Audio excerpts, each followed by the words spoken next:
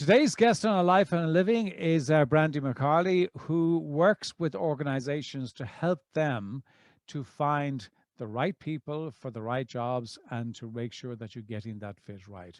She has a background in sales and has got a lot of experience of as in direct sales, which certainly makes her a very resilient individual. And she's also managed teams of salespeople. But she really feels that the way that the approach that she's got, which is very data based, and the approach to hiring and getting the right person to fit the right role and to fit into the organization has proven to be very successful. And she's really passionate about doing that and helping organizations to grow and develop their talent. As you could hear from Brandy, she is a very, very energetic, very lively, very passionate about what she does, and certainly very committed to the cause of really developing talent for organizations. So I suggest that you sit back and enjoy this interview with Brandy McCarley.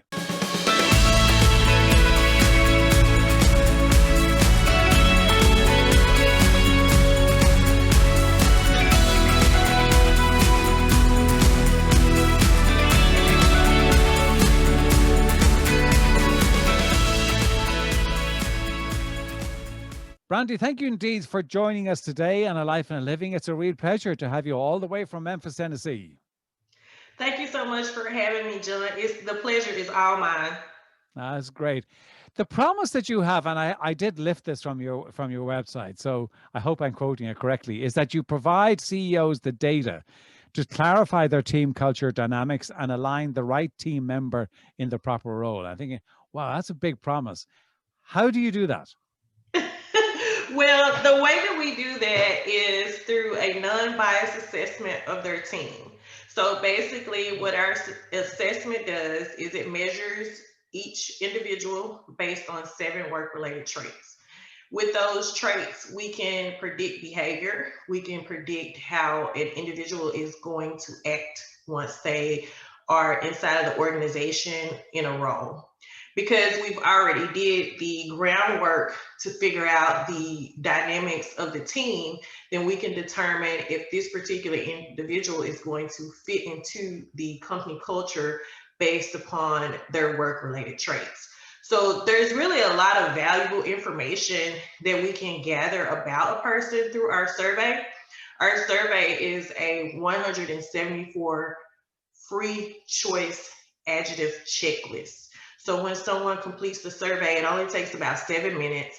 But when someone completes the survey, they have the opportunity to go through the checklist and to check off every adjective that they think applies to them. Additionally, they're on the second page of the survey, people are able to determine what how they think they should perform in a particular role. So not only Mm. do we determine that person's particular traits, but we also determine how they think they should act in their job, and we compare the two, whether this person actually has the behavioral flexibility to perform in that role. Mm. And I mean, one of the things that's just I was doing a session with the team yesterday, and one of the things that came up is about the whole issue or challenge around kind of bias, unconscious, probably unconscious bias in the hiring process, and that's it is an area that where there can be quite a lot of unconscious bias. How does that, or does that data help to take that out of the equation? Absolutely. So when we look at unconscious bias, and especially when we think about, the hiring process, there have been studies that have proven that HR representatives, they will bypass a resume if they have a cultural sounding name. So what this does with one part of our software that we offer is called the C job. And so with the C job, what we do is we're able to go through and we benchmark the particular traits that the organization is looking for in a specific role. So then with the C filter, once they put the particular, job out there for on a job board for someone to apply, what we do with the C filter is when applicants apply for that particular role, it gives a percentage rank of each individual based on how closely they are and matched to the traits that we've already benchmarked with the C job. Mm. And so that helps eliminate bias because we're not looking at people's names, we're not looking at the college that they attended, we're looking at the traits that are required in the role, and we are determining if this individual actually has the traits that match up with what we're looking for. So that is one of the ways that we eliminate bias. Now, additionally, our particular assessment has the highest validity rating on the market. And so with that, we actually meet the standard criteria for the EEOC in their hiring process. Okay. And when you're looking at you talk about fit, and I always think it's interesting because you hear people say, oh, they'd be a great fit, or they wouldn't be a great fit, or that person would really fit well into our team. And then you say, well, okay, well, tell me what fit means. How do you actually go about determining what fit actually means? Because it can mean very different things to different people, and I think it can mean very different because it also has the potential for be biased because fit can be more like us. um so how do you counteract that? Well, one of the ways that we actually counteract that is, and I'll use sales as an example because I have a sales background. I worked in sales for 16 years. So when we look at, say, an outside salesperson, we look at particular traits that the majority of outside salespeople possess that make them, successful in their roles. And so with the outside salesperson, they like to have freedom and autonomy in their work. They like to really own their work. They're super competitive. They are the type of people who have really high social ability that can go out and build relationships with people. Oftentimes, they have a very high sense of urgency, and they are also very resilient. Especially, say, for instance, my background, I went door to door for years in residential communities. And so I had to be resilient. I had to make sure that it didn't affect me when someone wouldn't open the door, or it didn't affect me when someone slammed the door in my face. And so those are some of the things that we can identify with our survey. So if you have a team of salespeople that, are really competitive and like to have freedom and autonomy in their work. Outside salespeople, they don't need to be micromanaged, right? So then you have someone that's really great at being persuasive and really enjoys going out, meeting new people, building relationships. Someone who has a sense of urgency to get the job done because, in sales, we're on, a sales goal timeline, right? You got to get those sales in a particular time, and then someone who is resilient. Now, what if you had someone that was really preferred to not necessarily work with people, that they prefer to work on technical issues? Now, is this someone that you would hire for a sales role? Well, maybe it depends on the particular role. Maybe you would hire them if you were selling some type of high tech IT software that really has a lot of technical background to it. But just normally, someone who doesn't generally really like working with people, would you want to hire that person to put them in a sales role where they have to actually go out and build relationships? So those are the type of things that we're referring to when we refer to fit. Does this person actually possess the traits to perform this job role? Additionally, if someone like me, if you were hiring someone that needed to really make sure they were paying attention to compliance items, someone who really had to focus and had to require a lot of detail, I'm not the person that you would want to hire for that job. And primarily because I have a really high sense of urgency. I like really, really fast paced work, but then I also have I don't care that much about the details, right? So, so I have a tendency to perform sloppy work, especially if I'm not interested in that subject.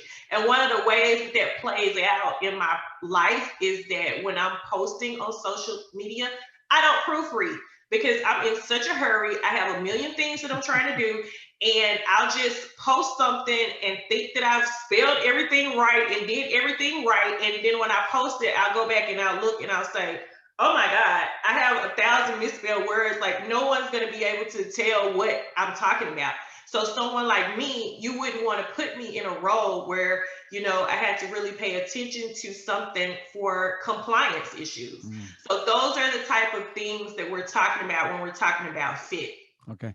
So I mean, one is kind of fitting with the role, and so you can get somebody that then I'm not saying you can. I mean, it's always difficult, but you can find somebody who kind of fits with the role. But do they fit with the team, and do they fit with the rest of the team?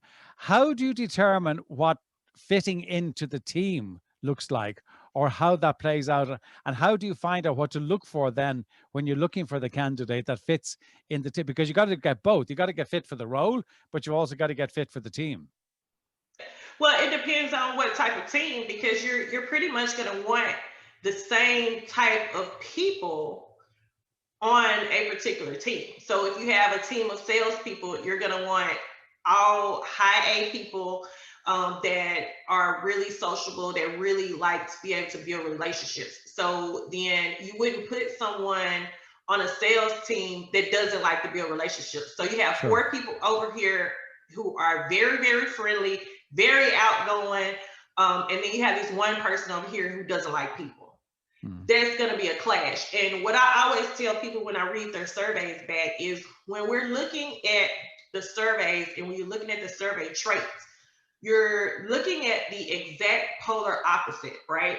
So, what drives you nuts about people when you're working with them? Something that drives me nuts is because I have such a high sense of urgency. Now I'm working with someone who really plans their day out, that really works in a sequential order, that is very methodical and have a linear focus. So we wouldn't be able to really work well on a team together because I am kind of someone who, has this high sense of urgency. I believe that I work better under pressure. So I have a tendency to procrastinate on things sometimes. And then I put too much on my plate. So when you think about this other person who's very methodical, they work in a sequential order, they have their work planned out, how they're going to conquer their day. Now here I come, I have this task that I need them to perform at the last minute, right? And that's going to drive them nuts. They're not, it's going to cause them to be very, very frustrated. So that's what I always tell people is when we're looking at fit, and we're looking at team dynamics, we're taking people that are the polar opposite of each other and expecting for them to work together well on a team when they have different work styles. So that's what I mean when we really talk about, fit and team dynamics. Okay. But you also need to find, I mean, in a team, a cross-functional team, you will need to find, people who work differently. You need to bring diversity into that team. So you are going to naturally have people who think differently, view things differently, have a different approach to things, because it is that diversity that you bring together in a team that can make it rich. Well, I guess it depends on the particular role. It depends on the team, and it also depends on the task that they're working on. So maybe there's a project, that you need completed, and you want people to work across departments. Then that would be a time where you would have people who have different work styles or may think differently. To come together and work together. But if you have, say a team full of salespeople, or if you have a team full of people that work in the fraud department, you're going to want to have people that are lacking to the particular traits that are needed in that particular role. Yeah. So, I mean, hiring is one part of it, retaining is the other part. Um, because it's the retention. I mean, hiring is a challenge, but retention is also a challenge. How do you help organizations to retain the talent that they have hired? Well, one of the things that we do as a part of our program is we do teach a 2 day knowledge transfer workshop. And in that workshop, what we do is we really show the leadership team, the management, how to bring out the best in all of their employees based upon their work related traits. So, someone like me, you know, excuse me, I'm a very direct communicator, I'm a straight shooter, and sometimes in the organization that hasn't been welcomed, right? But that's also the way that I prefer for people to communicate with me. I don't like, people communicate me in a very diplomatic way where they're saying things that are ambiguous and very vague. I Mhm. like to have very clear directions and a clear understanding before we move forward on whatever task that we're trying to complete. So, um, when we're talking about, bringing out the best in people, we're going to treat people the way that they want to be treated. We're going to figure out how is this person, what motivates them. You have people that are motivated by financial reward, and that's one of the way that we build sales team, because a lot of times people make it seem like it's something negative to be motivated by financial reward, but some people are just motivated by financial reward. And so, if you have a team full of salespeople, we found that the majority of salespeople are motivated by financial reward. Sometimes you have people that are motivated by having a title. So, that person, they may want to move up into management, and they are really just driven by being a manager, being a supervisor, being a VP. Those titles are really, really important to them.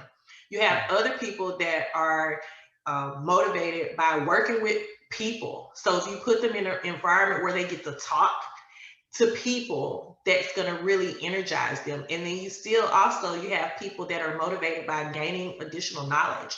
So if you send this person out to gain a certification, or you incentivize them by allowing them to take some type of leadership course, then those are some of the different ways that you motivate people. But that is something that managers need to know, because if you know how to motivate someone, then you can bring out the best in that person. And what we found is that helps retention, because you're actually treating this individual the way that they prefer to be Mhm. treated. And so we call that the platinum rule.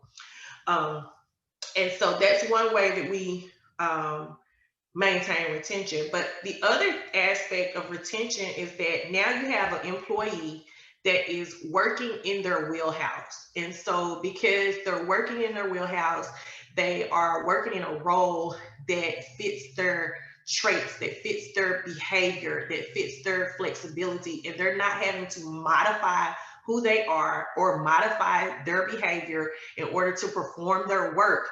You have more happier, more tenured employees. They're happy to come to work because they're doing something that fits with them, and they fit into the role, and they're just happy to be there. And so that is what creates a more tenured employee.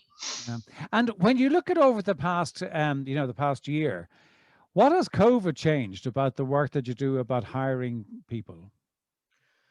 Well, it's funny because I hear a lot of people talking about COVID and a lot of the negative impact that COVID has had, but our business is doing way better, than previous years based upon the same, time frame. So our business has really, really grown through COVID, and there are a lot of business owners and organizations that I've spoke with that have grown through COVID. One of my clients actually applied for a PPP loan and decided to not take the money because his business had grown by 33% and he didn't need it. And so he felt that it was not right for him to take the money, and he decided to, let another business that may actually really be struggling have that loan. Okay. And I mean, am I right in saying that you started the business when in COVID? Actually, I did. Right. So I mean that I mean some people say that's very brave, other people say that's reckless, other people say, "Are you mad?" Um, I mean, why start in COVID? What was the driver to do that? I mean, clearly it's worked, but you didn't know that when you were starting. Well, I mean, research demonstrates that during hard financial times, that lots of businesses Really? have been started. Yeah, I think when we look at, I think if I remember correctly, Sears was a business that was started like during the Great Depression or during a really hard economic time, and we see how long that business lasted. But I think the thing about it is it's really just a mindset thing. Even though of course, you can't control COVID, right? You can't control that the world is in quarantine and everything is shut down, but you can control the way that you think about it, and I think that, if you just put a positive spin on everything and just keep going, then you'll find out that you can be successful even though the world seems to be turning upside down. I think for me, one of the things that was really what really drove me was prior to this, I was in the insurance business. And so I was working with low income customers, selling final expense. And of course, I had a team of agents. And once COVID hit, that really stopped our business because, you know, the senior population was our target audience. And so they were the population that was at the highest risk. And so it just wasn't conducive to business to be shut down or be on quarantine because we were going door to door. And so I had to try to figure out something else to do. But I get bored easily, and so I was kind of on the downturn of selling insurance anyway. And I had already been pondering what was going to be my next goal. And so what happened actually was I was cleaning out some stuff at my mom's house, and I found this resolution that was given to me by the legislature of the state of Tennessee when I was a legislative intern. And it talked about the goals that I had, how I wanted to work in the community, how I wanted to go to law school. I wanted to be a politician because I wanted to help, really make an impact in the African American community. And when I started reading it, I was like, oh my God, I haven't done any of these things. And so I was like, how can I still, go back and kind of capture some of what I wanted to do, when I first came out of college or when I was in college. And so I started looking into diversity initiatives and getting certified to work in diversity, getting certified to work with HR, trying to impact the employee experience, create better employee experiences, because I personally think that there's a huge exodus of Black women that are leaving corporate America because they don't feel included and sometimes are just made to feel very uncomfortable based on very trivial things like hair, clothing, different things like that, that really are not creating psychologically safe environments for Black women in corporate America. And so I was thinking, how can I take my experiences and the experiences of other Black women and help really do something about this? So I started studying, what can I do? What type of certification do I need? How can I make changes and make the shift? And then one day I checked my email and I had an email from the founder of Culture Index. And he said, I want to talk to you for about 15 minutes. And so he was like, I saw your resume and I want to talk to you for about 15 minutes. And initially I was like, okay, this guy says he saw my resume. That was all he said. I saw your resume and I want to talk to you for about 15 minutes. So when I got on the phone with him, He read back my survey and it just totally blew my mind. And I was like, how do you know all of this stuff about me? I asked him, I said, have you been stalking me? Because he told me so much about myself. He told me why I had struggled, working in corporate America. He told me how many hours of sleep I needed a day in order to be productive the next day. So I was like, where did you get this information? And so then he started telling me about his company. And so I felt like it really was within the realm of what I was saying that I wanted to do in the first place. Maybe it's not, having a direct impact talking about diversity and inclusion, but there is that piece where I can help organizations make sure that they're not being biased in their hiring practices. Mhm. And there's also that piece of where I can create better employee experiences, not just for Black women, but for the entire team as a whole. Because I think that there's the statistics that like 65% of people leave their job because of bad management. Yeah. And so I was like, okay, this is it. This is a perfect opportunity for me to own my own business, to have my own agency, really have that freedom and autonomy in my work that I really really like. To really have the opportunity to make an impact in areas that are very dear to me, that I'm very passionate about. And so it was a no brainer for me. Okay, well that's great. Well, I mean, your passion and your energy comes through. I can tell you, Brandy. That's for sure and for certain.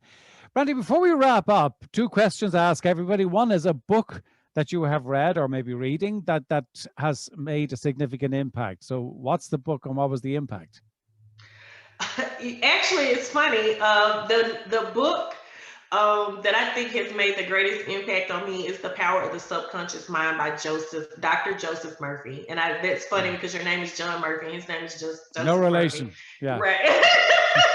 But I think that Dr. Murphy did some very powerful work as far as it relates to the subconscious mind. And it has really helped me a lot in learning how to reframe my experiences and how to reprogram my mind for success. Yeah, it's a long time since I read it, but it's a fantastic book. It's been around for quite some time, but it is an absolutely brilliant book, and it's also very much stood the test of time. So I would agree with that. Second question I ask everybody is about their daily habits and daily rituals. If you have them, what they are and what they do for you. Well, one of my daily habits is that I meditate.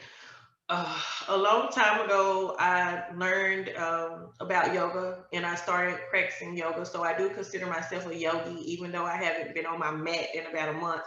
But yoga is really a discipline that I use to help guard my life. And the lessons that I learned on my yoga mat, I take them out into the world. And so meditation is a powerful piece of yoga that I learned. And so I try to make sure that every morning when I get up, I do some deep breathing and I center myself and set my intention for the day. Excellent. And it obviously works very, very well for you because you certainly are very centered and very focused and very clear on what you're doing. Brandy, where can people get in touch with you? We'll put all the information in the notes, but if they're listening here, how can they get in touch with you and reach out to you? Well, I have a website. My website, of course, is www.brandymccarley.com. And that's one way to get in touch with me. And then I love to connect with people on LinkedIn. And of course, my LinkedIn is just Brandy McCarley. Those are probably the two best ways for anyone to contact me. You can actually schedule a discovery call from my website. Great, brilliant. That's super. And we'll put all of those that in the notes. Brandy, thank you so much indeed for joining me here today. It's been a real pleasure to have you, and I look forward to talking to you again. Thank you so much. It's been great talking with you.